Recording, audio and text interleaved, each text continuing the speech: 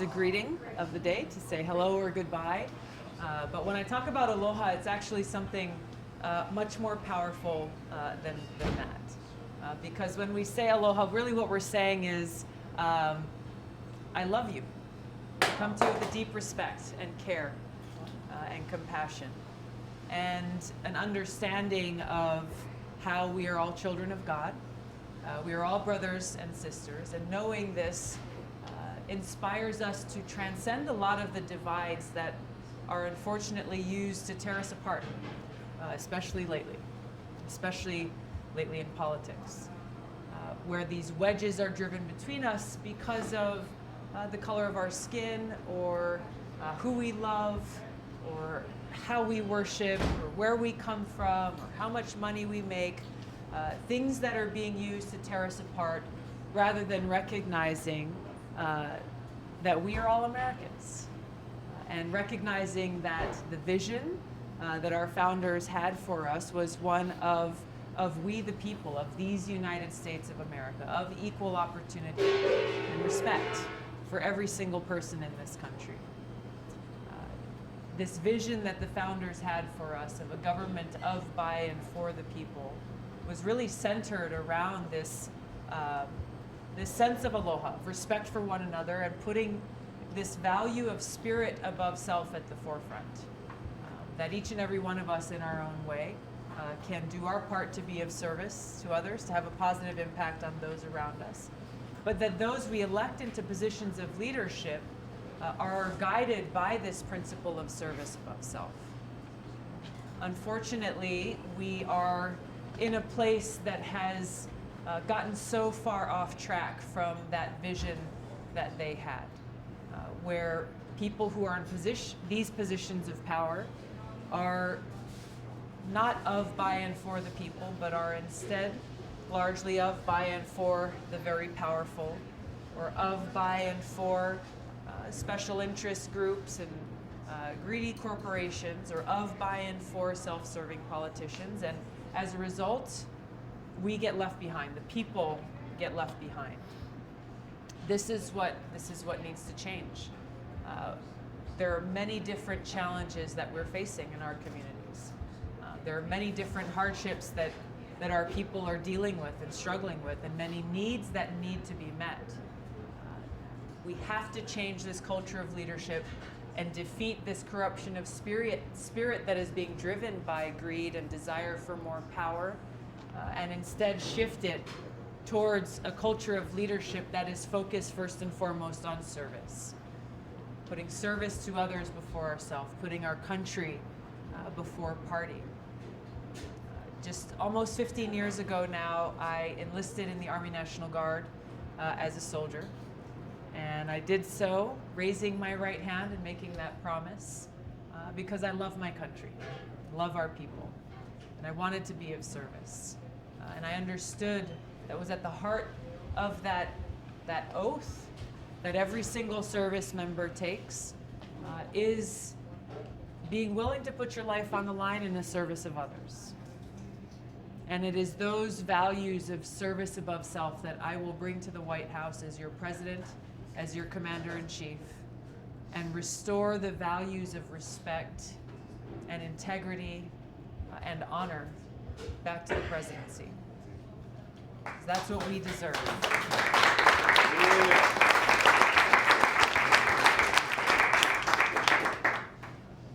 Doing so, we can take on the tough challenges that we have to address. And there are many, and we can go down the list and talk about each and every one of them. I know healthcare is at the forefront of many of our minds, because there are still people who are sick or in need of help and in need of care who are not getting the care that they need. I'm a co-sponsor of the Medicare for All bill in Congress, and as president, that is something that I will continue. Criminal justice reform remains a huge issue in our country that has to be addressed. Just before coming here, Phil was kind enough to take us to his Discovery Recovery Center, is that right? New Life. New Life Recovery, I apologize.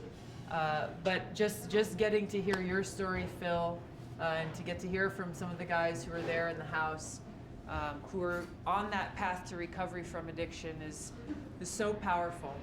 But one of the things that they talked about was the stigma that exists that makes it very difficult for people who have survived this opioid epidemic that is ravaging our country and taking far too many lives, but on this path to recovery are still facing more and more obstacles that are in place because of our broken criminal justice system, but is not centered around actually helping people move forward, and is instead broken on so many levels, especially with the private prisons who are benefiting from and profiting off of the hardship that our brothers and sisters are going through at some point in their lives. As we look at this opioid crisis that our country is facing, we've introduced legislation called the Opioid Accountability Act that really gets to one of the root causes of the problems here that lies within the big pharmaceutical companies who are using lies and deceptive marketing, really cheating people and not telling them the truth about how dangerous and addictive these drugs are. You have companies like Purdue Pharma who are proliferating these drugs all across our country, who are making lots and lots of money, and who are not being prosecuted for their role and their responsibility in this crisis that we're facing. That has to change. Our legislation does that.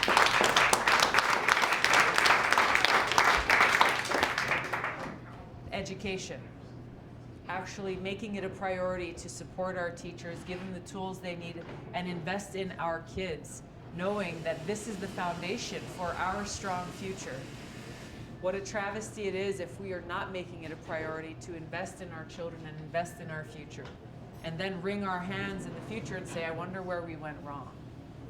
There's so many of these needs: protecting our environment, taking care of our home, making sure that we have clean water to drink and clean air to breathe, and that we are preserving and protecting these beautiful spaces that are our home. Instead, we have people in the EPA and Department of Interior and the influence of corporate interests who are really influencing decisions in Washington that are undermining our environment, that are creating this climate crisis that we're facing.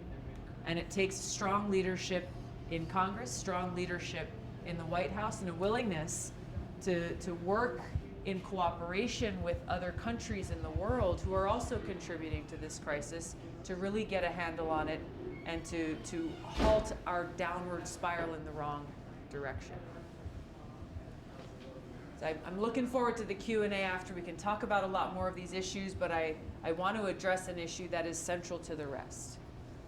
And that is the issue of the cost of regime change wars, the cost of this new Cold War that we are in as tensions between the United States and other nuclear-armed countries like Russia and China continues to increase.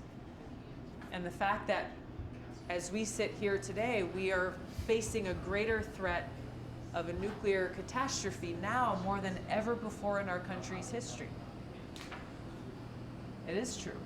This may not be something that we think about every day, but this is a fact. And this is something that people in Hawaii, I don't know when you moved back here. Were you there last year in January? We weren't there. Let me say, because she's not going to brag. The people of Hawaii were told that there was a nuclear attack coming. That's right. Oh, And yes. the civil defense people just froze. It was Tulsi, because we have a lot of friends still in Hawaii.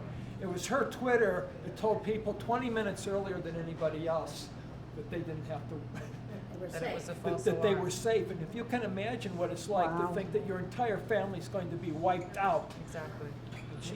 She saved them 20 minutes of additional agony. So Thank you. we can, that's leadership. That's leadership. The issue there is when that message went out, exactly what you said, John, what was running through everyone's minds, knowing that there was just minutes to live, knowing how real this threat from North Korea is, not only to the people of Hawaii, to the people of this country, was absolutely terrifying. And it's hard to imagine until it happens to you. Whereas you're sitting at home It was a Saturday morning when this happened. Knowing you have just minutes to live, where do you go? What do you do? That text message, seek shelter immediately. This is not a drill. Where was their shelter? Where would you go? We had families who, you know, they were trying to get all the kids together and put them in the car and just started driving towards the Waianae Mountains. See if there's a cave or somewhere to be safe. Trying to calculate how many minutes will it take to get there and will we still be alive if we do. There's a father who lowered his little girl down a manhole cover into a storm drain because at least his hope was that she would be safe there. There was nowhere to go. And so while the alarm turned out to be false, it was a wake-up call because the threat is real. And it's not just real for the people of Hawaii, it's real for us here in Laconia right now. It's real in every community across the country. This is something that we all have to take seriously. It's something that as your president, as your commander-in-chief, I will work to end regime change wars, end this new Cold War, and walk us back away from this precipice of nuclear catastrophe that we are standing on the edge of right now, because we can't afford not to. Our very future is at stake, and the trillions of dollars that are going to regime change wars, that are going to this new arms race because of this new Cold War, because of President Trump withdrawing our country from the INF treaty that was negotiated almost 3 decades ago by Reagan and Gorbachev, that largely de-escalated the nuclear crisis at that time. He's taking us in the wrong direction. We need every single one of those dollars so that we can use them to serve the needs of our people here at home. So while some will say, Tulsi, you talk about all these foreign policy issues all the time, what about domestic issues? These are domestic issues. You cannot separate the two because it speaks to the heart of what we need to be able to address the needs of our brothers and sisters, our friends and our families, our communities right here at home. So it's tough to think about, but it's important for us to know that this is not a new norm that we have to accept. It does not have to be this way. This is not the promise of the future that we have to leave for our kids and for future generations. In fact, it is our choice, it is our opportunity and our responsibility to make that change now so that we can leave that promise of a brighter and better future for us and for those who come after us. It's not easy. The challenges are great. The forces who benefit from our country remaining in this state of perpetual war are great. They're very invested in this, but there is nothing more powerful to impact that kind of change we need to see than when we the people stand united. Stand united out of care for each other and love for our country to bring about that change. To bring about that change in leadership, to bend that arc of history away from war and towards peace. So that's why I'm running for president. That's why I'm asking you to join me in this movement for peace, both here at home and abroad, so that we can bring about that kind of positive change, that change in culture towards service above self, that really has the power to defeat this darkness that has cast a shadow over us, that has the power to make it so that we are fulfilling the vision of our country that our founders had for us, of equal opportunity and respect and justice for every single American. Thank you very much for this opportunity to So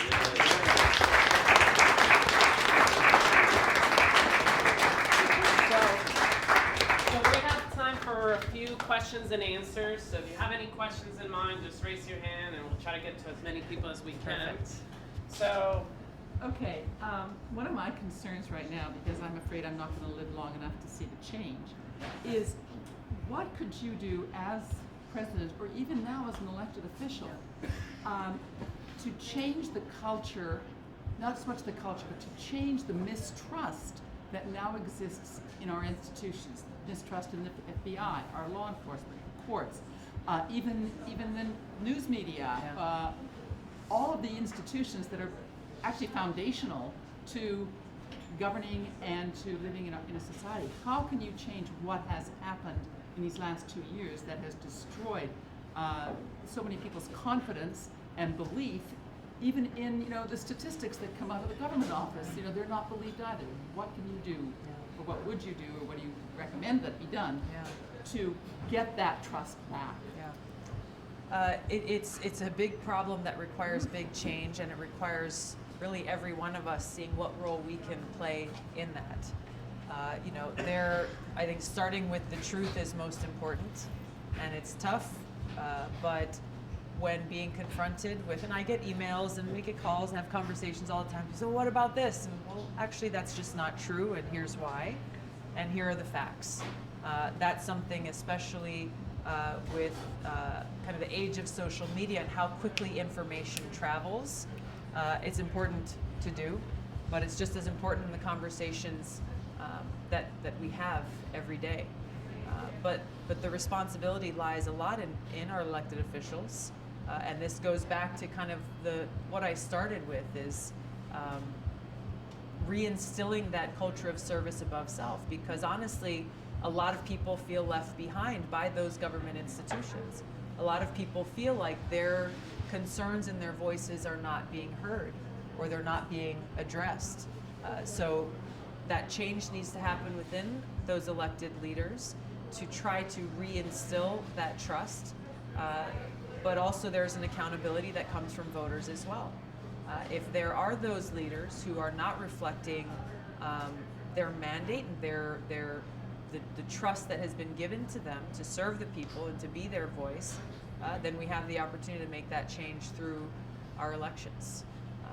This isn't anything, as you said, that can happen quickly or overnight, because once trust is lost, it's something that's hard to regain. But it's a responsibility that each one of us has a role in fulfilling. Thank you. Thank you.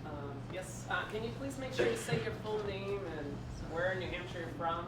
Thank you. My name is Patrick Barton, and I'm from Massachusetts. All right. I'm guessing that even in Hawaii there are climate change skeptics. Yeah. The Hawaiian Islands are islands, and to my mind that makes them maybe more vulnerable to things like ocean level rise and Yes. so forth. What do you tell the skeptics in Hawaii to try and change their mind, or at least open their minds a little bit? Yeah. Thank you. Yeah. Thank you. You're right. For us, as well as for many other communities on the coasts of our country or other island communities, this is a very big concern. I served both on the state legislature as well as on the city council before I ran for Congress, and some of the things that we went through, especially at the county level, at the municipal level, we're going through some of the projection maps that we were given on rising sea levels, what that would do to our economy, how that is currently threatening communities and homes that are right on the water. So this is something that's serious. For the skeptics, obviously there's a lot of science and a lot of facts that can be shared, but I think really the biggest stumbling block as we talk about how we together as people deal with this climate crisis and the skeptics that exist, is it has become a kind of a partisan political thing. So you're either on one side or the other side, not really looking at the substance of the issue, but more getting stuck in the politics of it. And so the conversations that I have with folks really center around some of the basics, which are the way we live our lives and the choices that we make. They do have an impact on our environment. That's indisputable. If you throw your trash on the street, you're having an impact on the environment. There are things that we do every day that can either have that positive or negative impact at an individual level, and obviously at a larger scale, the same goes for us as a country and our government and the policies that we have. And so if we can start that conversation there and recognizing, hey, every single person in our country and in the world needs clean air to breathe. That's a basic, I think, accepted norm. We all need clean water to drink. You know, I think everyone would like to see a safe place for their children to grow up in. And so I find that when we start our conversations based around those simple commonalities, then we can begin to start to get in the weeds of, okay, how do we make sure that happens? What are the biggest contributors that are polluting that air, that are polluting that water? And then we can start to walk down that path together and start to make that progress. Thank you. Yes? I'd like to know how you would implement Medicare for All. You know, Medicare for All really just changes the structure of how we're paying for healthcare. You know, we have one of the highest costs of healthcare in the world. So really, I guess the short answer would be, instead of paying your insurance provider, or instead of paying directly to the provider, we're able to bring down the overhead costs of healthcare by eliminating that middleman and paying directly for Medicare for All. So you're still able to go and see your doctor, but the mechanism is not going through the insurance company, it's going through the Medicare system. It would be an improved Medicare system than the one that exists today. There's legislation in the House that is currently being worked on that fills some of the holes and addresses some of the gaps in coverage that exist today in Medicare. And so we're looking at making it stronger and more comprehensive so that everyone can get that care that they need. How would we pay for it? We're already, yeah, it is. It's a big question and it's an important question. The reality is we are paying for it already, but we're paying it being healthcare, but we're paying far more than we need to be or than we should be. So it really becomes a question of, we are already paying for it. So you'll be able to pay less. You'll just be writing your check, not to a private insurance company, but to Medicare, essentially. Got a question? One of your fellow representatives spoke recently about the influence of APAC over our Congress and senators. What's your policy about taking large donations from PACs like APAC and companies like Elbit who support things that aren't in the best interests of Americans? I don't take any PAC money, period. I wasn't sure if you thought I was joking or what. So my campaign is fueled only on individual contributions. I think the issue of influence, big money influence in our politics is so serious, and it crosses over a lot of the issues that we've talked about here. It impacts our foreign policy, it impacts our healthcare policy, it impacts our education policy, criminal justice. I mean, every single issue area that we look at, you can often follow the trail of money to see who is influencing how those pieces of legislation are being written, or sometimes how those votes are being cast. So getting to the heart of that problem of getting that PAC money and that special interest money out of our politics is critical to being able to make this kind of change that we're talking about making. How can you do that, though? Two ways. Well, I mean, it can be done legislatively, but already what we're seeing is, in this last election, more and more members of our candidates for Congress, from the outset, were making a pledge that they won't take a single penny of PAC money, because more and more voters are demanding that as a norm, demanding that accountability from their elected officials directly to them, without having any shadow of a doubt of who is influencing their vote or who they're accountable to. So it's a positive step in that direction. I think we're making a lot of progress already, but as more and more voters and people say, hey, this is what we expect from our elected officials, we will start to see that change happen more quickly.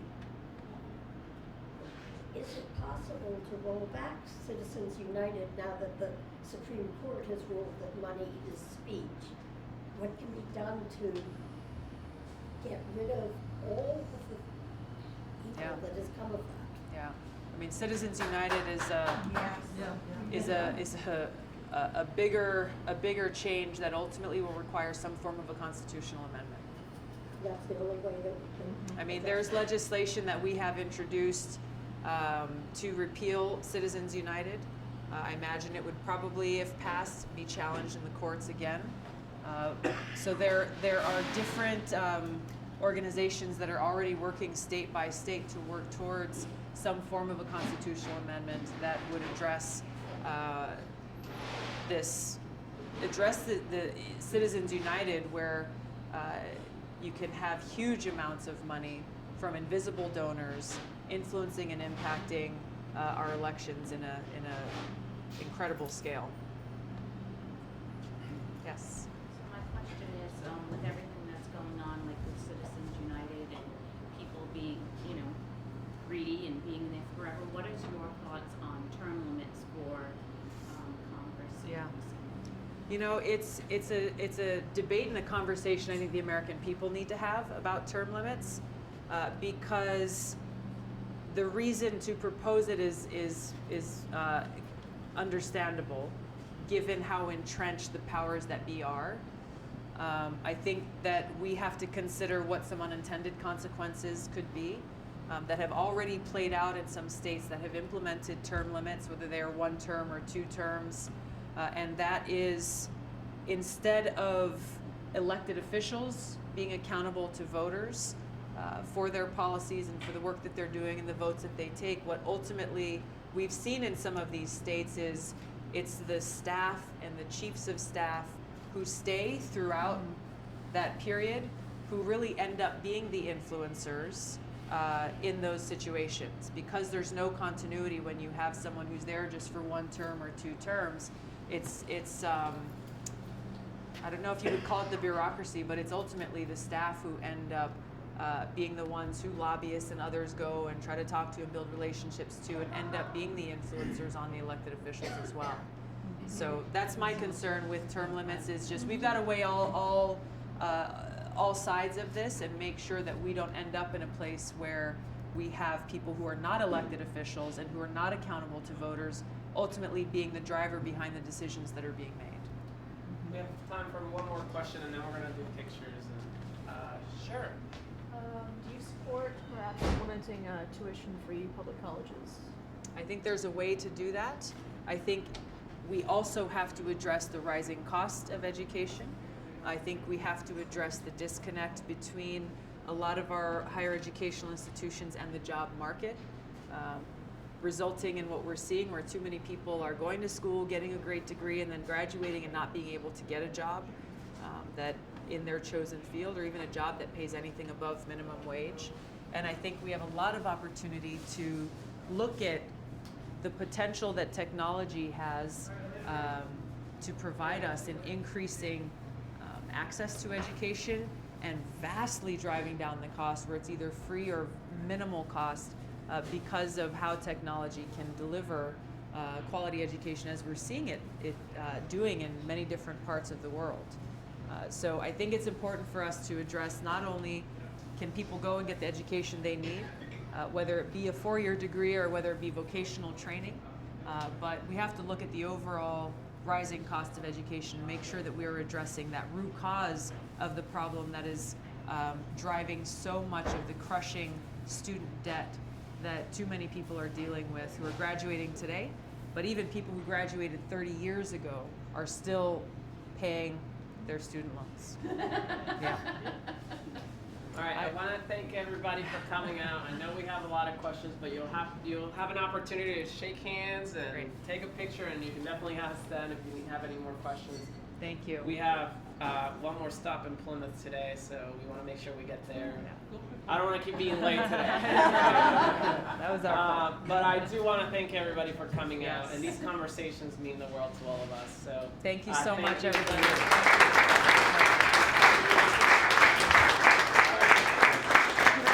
Nice to meet you. What's your name? I'm Robert Castro.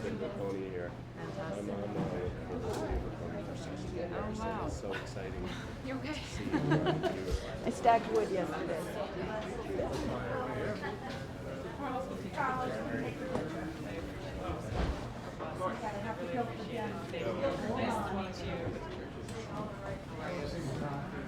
Oh, good. Oh, good. Oh, yes, exactly. Exactly. I know. One of the reporters took a picture of it, and they posted it, and I shared it. Yeah. Yeah. Oh. Absolutely. I'll get on the other side where the light is. Yeah.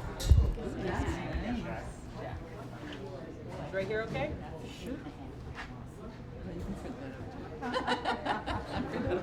Right. Thanks for coming. Oh, thank you. Thank you. Thank you, Jack. I appreciate it. Nice to see you again. Aloha. Hi. Yes. Oh, cool. Jonna. Sorry. I'm sorry. Nice to meet you. I'm Dorothy. I actually ran for state rep and lost 3 times in a row. Wow. Wow. Well, thank you for stepping up. Keeping on serving. I'm Sydney Davis. She drove me around. You too, kid. Good. She's gonna, What's your This is my name? daughter. she's gonna be a Supreme Court justice one day. I believe it. I believe it. I'm sure she will. Yeah. So we'd like to have a picture. I would love to, please. All right, I'm over here. All right. Awesome. All right, on the count of 3, Guilford dance. Guilford dance. Guilford dance. 1, 2, 3. Guilford dance. Thank you. Thank you for Thank coming. you so much. Really appreciate it. Thank So you. nice to meet you. Thanks for your work. Yep. It's an We gotta effort. keep it in. It is. Thank you. Like a picture. Oh, cool. Look at the sun. Woohoo! We've got sun. Wednesday. That's your question. What's that? No, Wednesday. I travel way too much to be able to take care of the I'm sorry, no, 2 o'clock. Yeah, my sister, we have a dog in our house. My sister and her husband have a dog. That's good enough for me. Yeah. We're gonna change the date. It's just that the soonest date we can get in the 14-day gap that the state party requires us to have.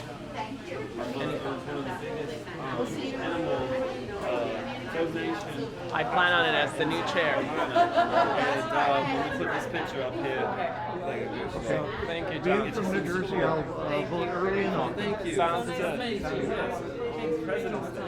I know. Thank you. All right. Thank you, Stephen. Thanks for being here. Appreciate it. Where are you guys from? What's your accent from? Other day. Okay. Manchester. Yeah. The other Manchester. The other Manchester. Right on. Well, thanks for coming. Are you gonna go see your mom? Yes. Yeah. Couple weeks from now. I'm up here, enjoying the sun. Yeah. I love to enjoy. How are you? Good. Lisa. So,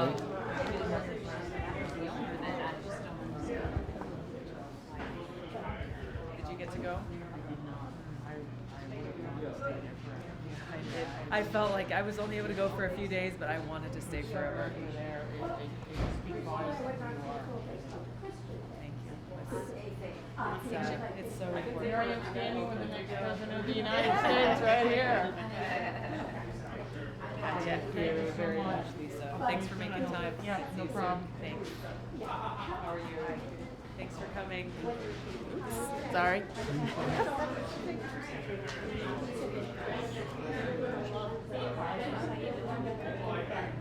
Your support will help to make that happen. Good seeing you. I know when Phil came Thank in. you. How you doing? Take So care. you guys Good to were see there you. too. How are Hi, you? nice to meet you. Nice to meet you. What's your name? My name is Lori. I'm really interested in your take on that because everyone that I talk to, everyone thinks Yeah.